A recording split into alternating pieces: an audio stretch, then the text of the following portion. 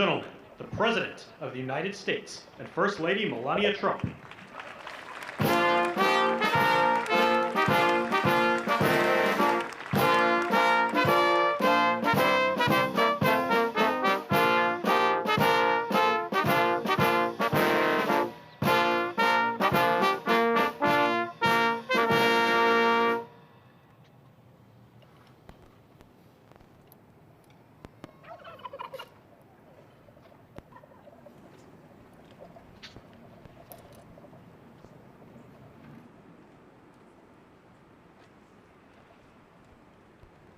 Thank you very much, and I hope you like our new beautiful patio with matching stone to the White House. If this were grass today, you'd be sinking into the mud like they've done for many years, and you would be very unhappy. Please, thank you very much.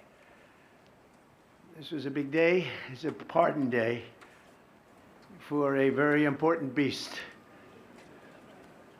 On behalf of the First Lady and the entire Trump family, I want to wish all Americans a very, very happy Thanksgiving. It's a great time of the year, and our country is doing really well, economically, like we've never done before. Today, we continue a time-honored American tradition. Well, that's a well-trained turkey. See how happy he is? In a few moments, I will grant a full, absolute, and unconditional presidential pardon to two handsome Thanksgiving turkeys, and this is their lucky day. This is a lucky day for them. But before going any further, I want to make an important announcement, because you remember last year, after a thorough and very rigorous investigation by Pam Bondi and all of the people at Department of Justice, the FBI, the CIA, the White House Counsel's Office, and the Department of Everything. We have a Department of Everything. You know what that is? I think that's called the White House. Into a terrible situation caused by a man named Sleepy Joe Biden. He used an auto pen last year for the turkey's pardon. So I have the official duty to determine, and I have determined, that last year's turkey pardons are totally invalid, as are the pardons of about every other person that was pardoned, other than, where's Hunter? No, Hunter's was good. That was the one pardon, Pam, that was good, right? The rest of them are all invalid. I don't know what the hell you're going to do about that, but now we're going to take a little of the joking. That is a mess. But they're hereby null and void. The turkeys known as Peach and Blossom last year have been located, and they were on their way to be processed, in other words, to be killed. But I have stopped that journey, and I am officially pardoning them, and they will not be served for Thanksgiving dinner. We saved them in the nick of time. This one has plenty of time, but they were saved in the nick of time. We're thrilled to be joined today by Vice President J.D. Vance, Second Lady Usha Vance, their daughter Mirabelle, and along with Attorney General Pam Bondi, Secretaries Marco Rubio, Scott Bessent, Pete Hegseth, Brooke Rollins, Howard Lutnick, Linda McMahon, Scott Turner, Administrator Lee Zeldin, who's done a great job.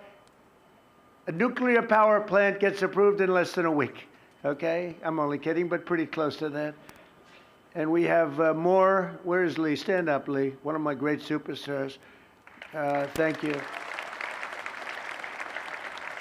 It used to take 20 years before you got rejected when you put in an application. Now we're doing them in a matter of weeks, right?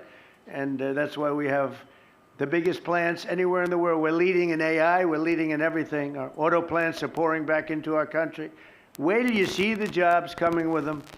But many of them are under construction, but Lee's done a great job in getting those approvals. I appreciate it very much. FBI Director Kash Patel, who's been very busy doing a great job. Also, thank you, Kash. Along with members of, see, you got a following, Kash. Along with members of Congress, and in particular, I want to mention Jason Smith and David Rozier. Where are those two guys? Come on, stand up, fellas. What good people. Jason knows more about the tax code than any living human being. He knows so much, we don't even want to hear about it, right? Too complicated. So we're going to make it a simpler code. But we did, in the great big beautiful bill that was just passed, your imprints all over that, and it's amazing. The biggest tax cuts in the history of our country for middle-income people. The biggest tax cuts in the history of our country for middle-income people, and the biggest jobs bill ever passed. And nobody thought we could get that one done. I'm glad. We actually put 4 years, actually probably 8 or 10 years, but we put 4 years worth of material into one great, big, beautiful bill. So that worked out very well, and I want to thank everybody for working on it. JD, that was a great, well, you know, we were going to do it in small bills. We're going to have 18 bills and do it along the process. I'm glad, Scott, that we got it done, because dealing with these Democrats, I think that was our one shot. But we have it all in one great, big, beautiful bill. Thanks as well to the chairman of the National Turkey Federation and the CEO of Butterball. That's a big deal. Jay Jandren. Where's Jay? Thank you. Stand up, Jay. Thank you very much. Along with his wife, Leslie, and their 3 children, as well as the farmer who raised these 2 magnificent birds, Travis Pittman, and Wayne County, North Carolina. I won Wayne County by a lot. That means you had to vote for Trump, I think. I won by 92%. I like Wayne County. They're doing all right, right? And this is like a record-setting turkey that's going to be saved. The turkeys being pardoned today go by the names of Gobble and Waddle. When I first saw their pictures, I thought we should send them, well, I shouldn't say this. I was going to call them Chuck and Nancy. But then I realized I wouldn't be pardoning them. I would never pardon those 2 people. I wouldn't pardon them. I wouldn't care what Melania told me. Darling, I think it would be a nice thing to do. I won't do it, darling. These are 2 of the largest turkeys ever presented to an American president, over 50 pounds each. It's the largest we've ever had. And those are big turkeys. Are they as good as the normal-sized turkey? Better or as good? Do they tend to be a little fatty, maybe? No, he said no. He knows the turkey business. Anyway, despite their size, Secretary Kennedy has formally certified that these are the first ever Maha turkeys. I don't know if I agree with that. These are Maha. In other words, they could be fat, but they're still Maha. They've been fattened on a steady diet of grass, beef, to allow the smoothies and all of the other things that they've been eating for this occasion. This was a really big occasion, but they've eaten every fattening food that you can eat. We wanted to really make them special, and they really are. They're like record-setting. I've never seen a turkey that big before. Are they violent at all? Will they attack as I walk over? Because if they were, I'll stay right up here.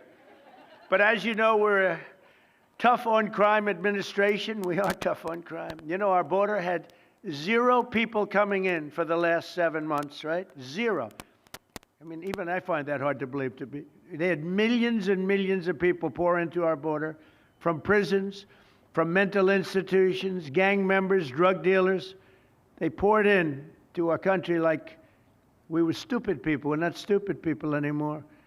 But nobody's ever seen anything. The job that they've done on the Tom Homan, Kristi Noem, the whole group, the job they've done on the border is almost like a miracle. We have, and the people that make these statistics that said 0, they've said 0 for the last 7 months. It has to be like a few people got in, but they say 0. And they're radical left Democrats to do the scoring. So I can't imagine they did that for us. The truth is, we have no people coming into our country illegally. It's an amazing statistic, and I'm very proud of it. And we have the most people working in the United States today, by far, than we ever had in the history of our country. So those are all good numbers. But instead of pardons, some of my more enthusiastic staffers were already drafting the paperwork to ship Gobble and Waddle straight to the terrorist confinement center in El Salvador. And even those birds don't want to be there. You know what I mean? It was a tough. I'd like to thank the president of that country. They do a rather efficient job. It's got to be the largest prison in history. I've never seen anything like it. And a lot of people are behaving on our streets now. You know, Washington, D.C. is considered a safe zone. This was one of our most unsafe places anywhere in the United States. It is now considered a totally safe city. I won't tell you about murders. We're having murders, like a lot of murders. on a weekly basis. We haven't had a murder in 6 months. And it doesn't sound good even to say that. We haven't had a murder in 6 months. But when you were averaging 1 and even sometimes 2 a week, and you haven't had 1 in 6 months, you can walk with your family down the middle of any street, go to a restaurant, you won't get in. They're opening new restaurants all over, and it's really been a beautiful thing to see. So Washington, D.C. is now a totally safe city.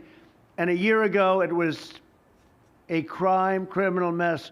We removed, Pam, 1,700 people, career criminals, and people that came to this city from Venezuela and many other places. They were let out of prisons, and they came here. They were Tren de Aragua, a lot of Tren de Aragua, that's from Venezuela. And we got them all the hell out of our country, or they're in prisons now.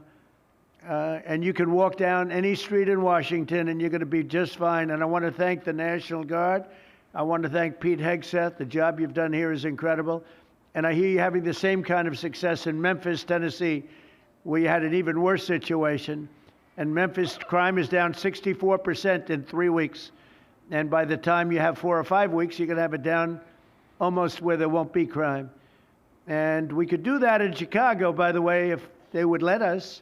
If the mayor was a low IQ person, but he should understand this. This is a very serious thing. You saw all the crime that took place last night, the night before. The woman with the burning, they burned the woman. To be talking about that now, they burned this beautiful woman riding in a train. A man was arrested 72 times. 72 times, think of that. And they'll let him out again. The liberal judges will let him out again. But we're ready to go. You know, we've been moving toward Chicago. We have a governor that thinks it's wonderful that only like 7 people were killed this week. But we are moving toward doing it, and we're going to, if crime gets, it's horrible what's happening in Chicago. We could make Chicago a safe city in a period of 4 weeks.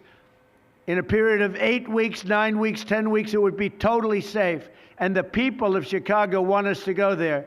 And if you look at the crime that's taken place in Chicago in the last 2 weeks, just take a look. It's on the front page of every newspaper. It's out of control. The mayor is incompetent, and the governor is a big fat slob.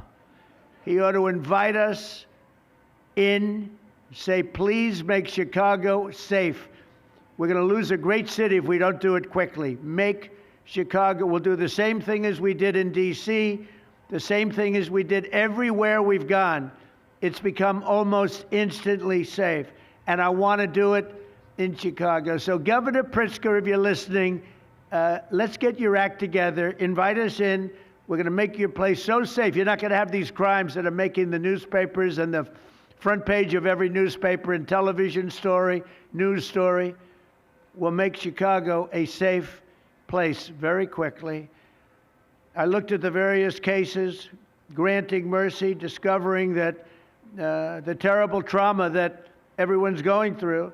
And I had a little bit of a Pritzker joke. I was going to talk about Pritzker and size, but when I talk about Pritzker, I get angry because he's not letting us do the job. So I'm not going to tell my Pritzker joke. They have a very cute little joke, you know. Some speechwriter wrote some joke about his weight, but I would never want to talk about his weight. I don't talk about people being fat. I refuse to talk about the fact that he's a fat slob. I don't mention it. On a more serious note, as we gather around the dinner table, I'd like to lose a few pounds too, by the way. And I'm not going to lose it on Thanksgiving, I can tell you that, because I'm going to have a turkey, but it's not going to be that one. I hope all Americans will have the chance to enjoy the fellowship of family and friends and renew our faith in God's providence. 1 year ago, we were a dead country 1 year ago. The King of Saudi Arabia said it to me.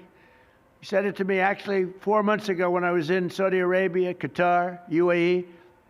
He said, you know, 1 year ago, the United States was a dead country, and now you've got the hottest country anywhere in the world that do. We're the hottest country. We have $18 trillion being invested. As of now, we're not even close to being 1 year. The most ever was $2 trillion for a certain country I won't name during the last administration. In 4 years, they had less than $1 trillion being invested in the country. In 9 months, we have over $18 trillion. It's a number that nobody has ever even thought possible. And that's in building plants and building so many things, investments in our country. Nobody's ever seen anything like it. But we have more people working. We have more people praying. The churches are coming back. I don't know if you've been reading that story, but religion is coming back to America. Some people say, oh, why would you mention that? To me, that's a big deal. And this Thanksgiving, we're also making incredible strides to make America affordable again. Walmart announced that the cost of their standard Thanksgiving meal is 25% lower than just 1 year ago. That's a big deal. According to the USDA, the price of Thanksgiving turkey is down 33% from its Biden-era highs. Potatoes are down 13%. Ham is down 15% compared to last Thanksgiving. So we are down to a level that we haven't seen in a long time. Egg prices are down 86% since March, and gasoline will soon be hovering around $2 a gallon. Under our leadership, we passed the largest tax cuts in history, the largest spending cuts in history, the largest regulation cuts in history, and we have fully secured our southern border.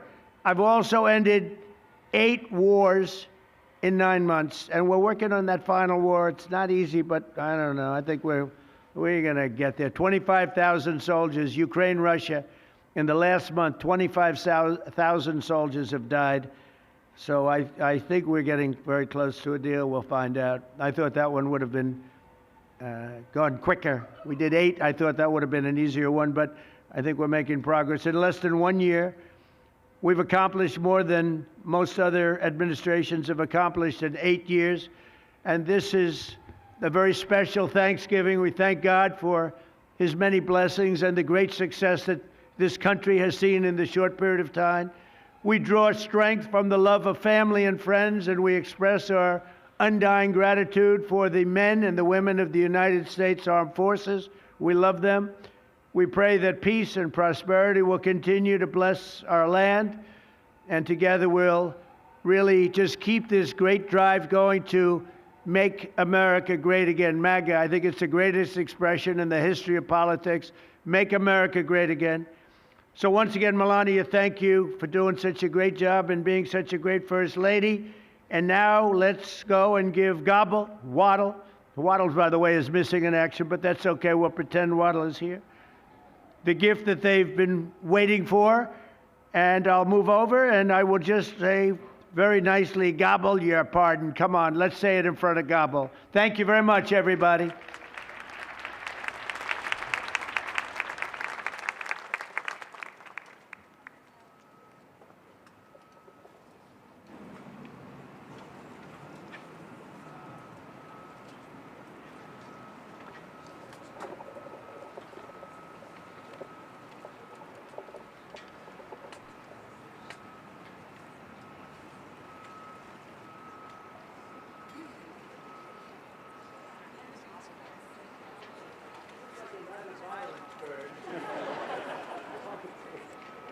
Are you ready? Gobble, I just want to tell you this very important. You are hereby unconditionally pardoned. Praise the Lord. Praise the Lord. That's good. Beautiful. That's nice. Who would want to harm this beautiful bird? That's good. That's good. Thank you very much. Fantastic job. Thank you very much. Thank you very much, everybody.